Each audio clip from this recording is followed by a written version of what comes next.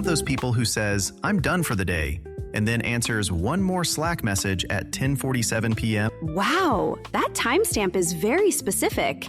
And yes, unfortunately, my laptop and I have boundary issues. Hey everyone, if that sounds a little too familiar, today's episode is for you. We know remote work can feel weirdly convenient and weirdly exhausting at the same time. You're at home, but you're not really off. You're online all day, but somehow communication can still feel messy. Yeah, and if you've ever stared at your screen thinking, should I send a message, schedule a meeting, or just pretend this problem will solve itself? That's not laziness. That's remote work chaos. The classic management strategy: ignore it and hope for magic. You might be thinking, I already know words like meeting, email, and deadline. Why am I listening to this? Fair, but knowing the basic words isn't the hard part. Sounding natural when your coworker says, "Can you follow up on this?" Or, "I don't have the bandwidth today." That's the real test. Exactly. By the end of this episode, you'll go from stiff, textbook office English to the kind of English people actually use in remote teams.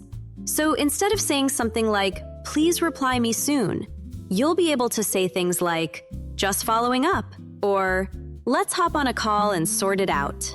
And whether you've been learning English for 1 year or 5, this is the kind of episode that makes your work English sound smoother and a lot more real. So today you'll hear phrases like work remotely, follow up, and blur the line.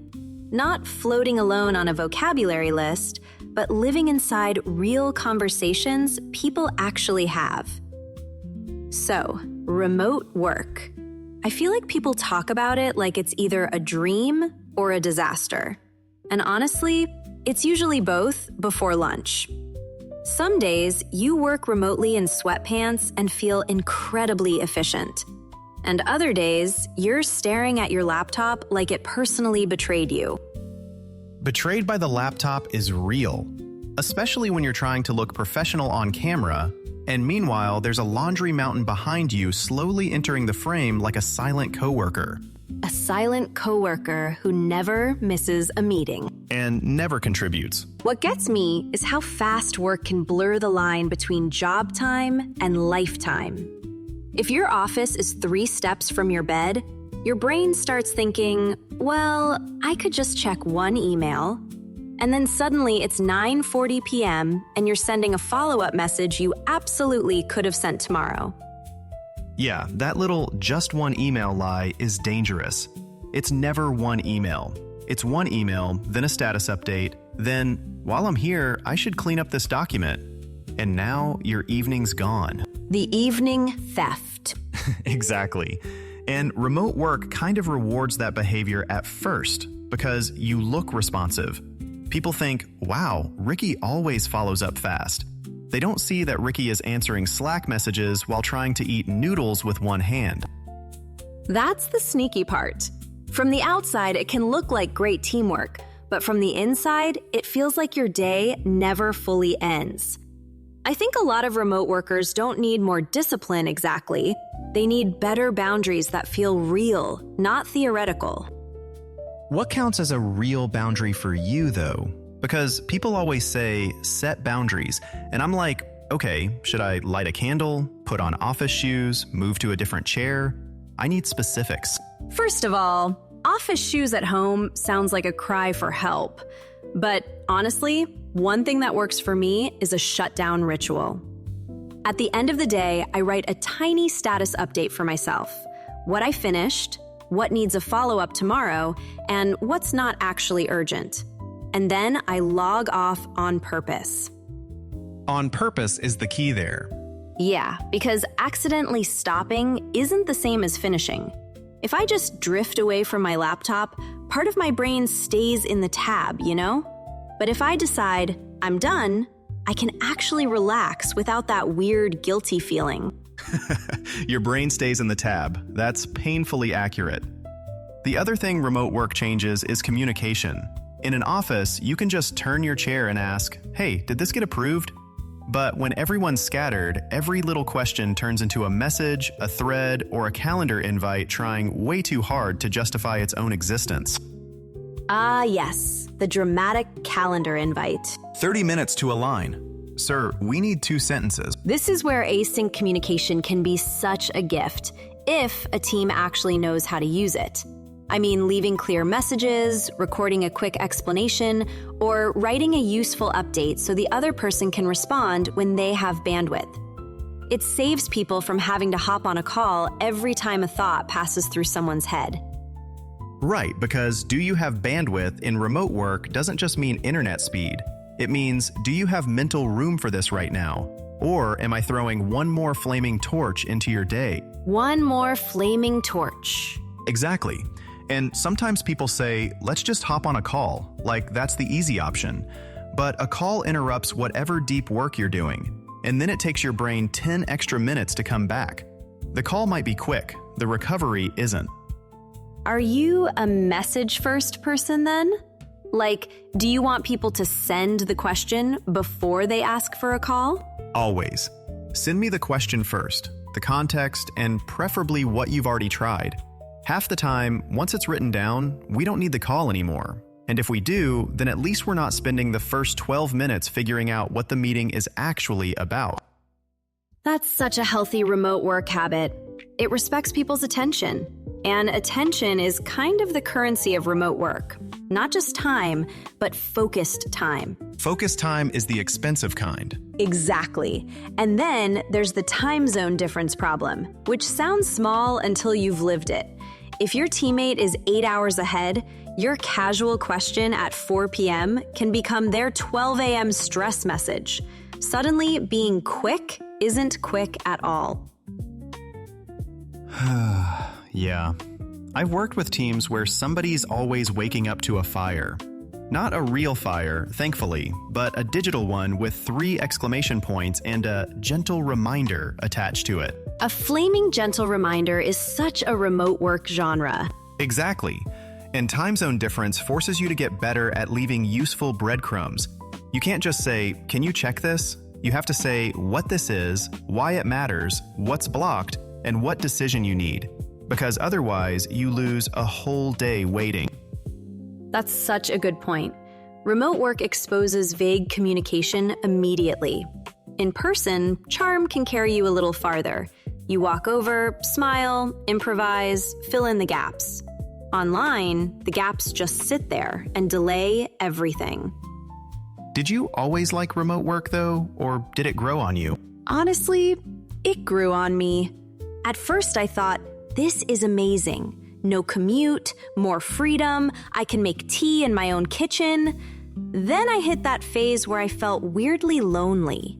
And also weirdly busy, which is such a confusing combination because you're isolated and swamped at the same time. Lonely and swamped is a brutal mix. It really is. Because when you're in an office and you're swamped, at least you can look up and see other humans also fighting for their lives near the printer. At home, you're just alone with your notifications.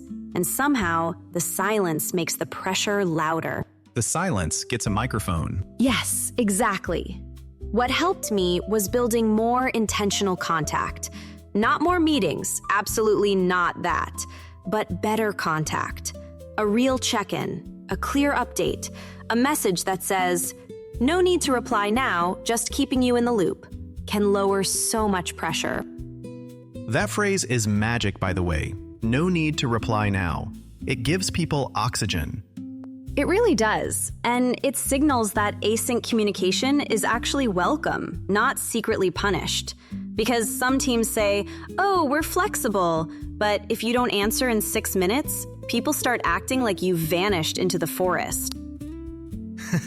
Gone feral, living off berries, ignoring Slack. Honestly, that sounds peaceful. It does, but okay, here's my confession. I like remote work a lot more now that I'm less impressed by being constantly available. I used to think fast replies meant I was good at my job. Now I think clear replies at the right time are usually more valuable. That's a huge shift. Being available feels productive, but it isn't always useful. Sometimes the most professional thing you can do is say, "I'm heads down right now, but I'll follow up this afternoon." And then actually do it. And if you actually follow up, people trust you more than if you send 5 panicked little messages in real time. Absolutely. Remote work has a funny way of revealing what good communication really is. It's not being loud, and it's not being everywhere at once. It's being clear, being thoughtful, and knowing when to log off before work quietly eats the rest of your evening. And I feel like that last part deserves its own conversation. It really does. Because the second your kitchen becomes your office starts making coffee at home. Exactly. That's the problem, right? Remote work can blur the lines so slowly you don't even notice it's happening. One day you're answering one message after dinner, and a week later you're mentally still at work while brushing your teeth. Yeah, and that's when logging off becomes more than clicking a button. It's kind of a psychological move. You're telling your brain, we're done producing things now. Do you have a real end-of-day ritual, though? Or do you just wander away from your laptop like a man escaping a minor fire? Wow, that image was aggressive and accurate. I do try, though. I shut my laptop, put my notebook away, and if I'm being disciplined, I even take a short walk so my body gets the memo. That's smart. A walk tells your brain, the office is over there now, not everywhere. I think physical signals matter way more than people expect. And honestly, the line gets even messier when you work remotely across countries. If your team's spread out, somebody's morning is somebody else's almost midnight. Right, the time zone difference can turn simple scheduling into diplomacy. You're not just asking, are you free? You're asking, am I ruining your evening with this calendar invite? Calendar diplomacy. Exactly. And that's why async communication helps so much. Not everything needs a live meeting. Sometimes a clear message, a short recorded update, or a thoughtful follow-up is actually better. Wait, when you say async communication, do you mean kind of ignoring people politely? No, not ghosting with better branding. I mean communication that doesn't happen at the same moment. I send you something now, you read it later, and the work still moves forward.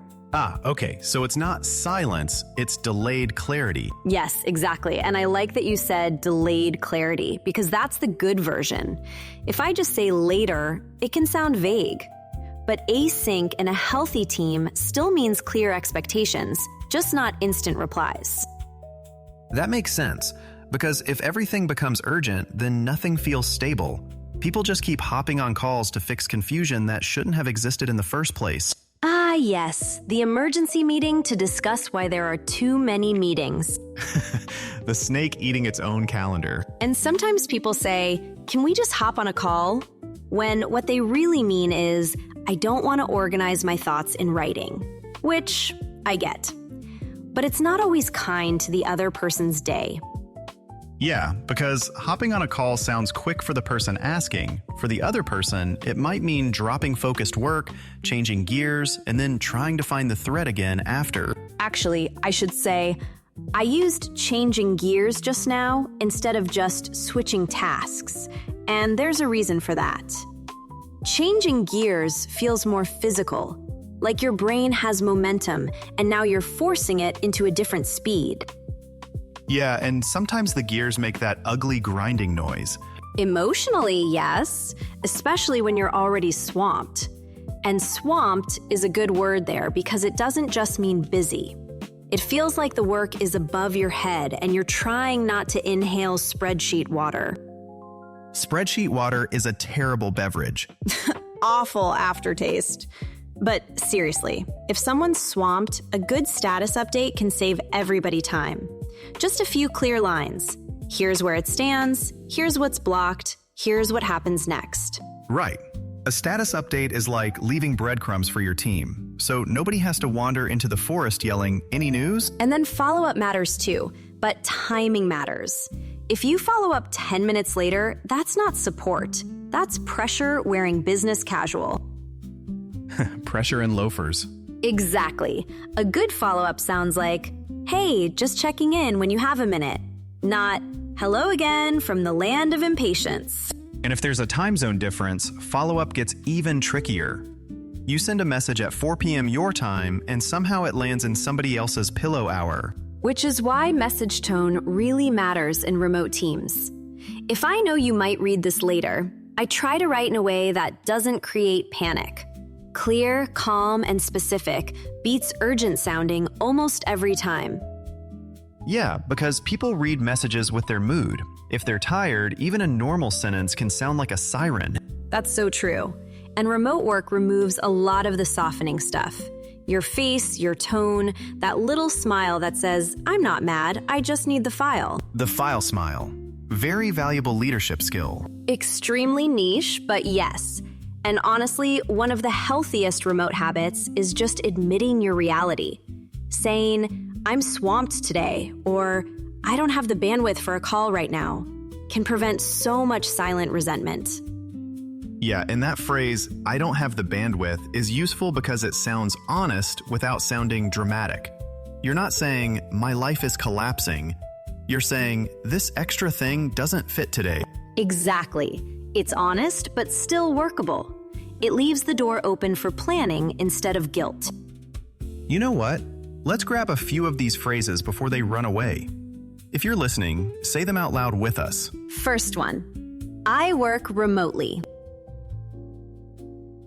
Nice. Next, there's a big time zone difference. Good. One more. Can we hop on a call? And this one's gold. I'll follow up tomorrow. Perfect. Those are the kinds of phrases that sound small, but they carry a lot of daily life in remote work. Yeah, they're practical, not fancy, just useful, which is kind of the whole point. And if remote work is teaching us anything, it's that clear language can make a long day feel lighter. All right, let's leave it there for today. You know what I like today? Remote work sounds modern and flexible, but half the skill is still just being clear and decent to people. Different tools, same human mess. Exactly. Fancy apps, shared docs, little green status lights, and we're still all trying not to sound rude at 4:47 p.m. on a Wednesday. So here's a tiny thing you can do today. The next time you're busy and can't take on something new, don't disappear and don't over-explain. You can literally just say, "I don't have the bandwidth for that today, but I can follow up tomorrow." Yeah, that's good, because it doesn't sound cold. It sounds like a boundary with a door in it. Okay, give us a few copy and paste lines. The socially acceptable survival kit. Sure. I'm a bit swamped this afternoon, but I can follow up tomorrow morning. I don't have the bandwidth to hop on a call right now. Could you send me a quick status update instead? And one more. Because of the time zone difference, I'll reply when I'm online. Simple, clear, no apology for existing. No apology for existing should be on a mug. Or a company Slack channel, honestly. Try one of those today, even once. Tiny changes in wording can make your workday feel a lot lighter. All right, protect your bandwidth, be kind in the chat, and don't let the laptop steal your evening. We'll talk to you next time. Bye! Bye, everyone.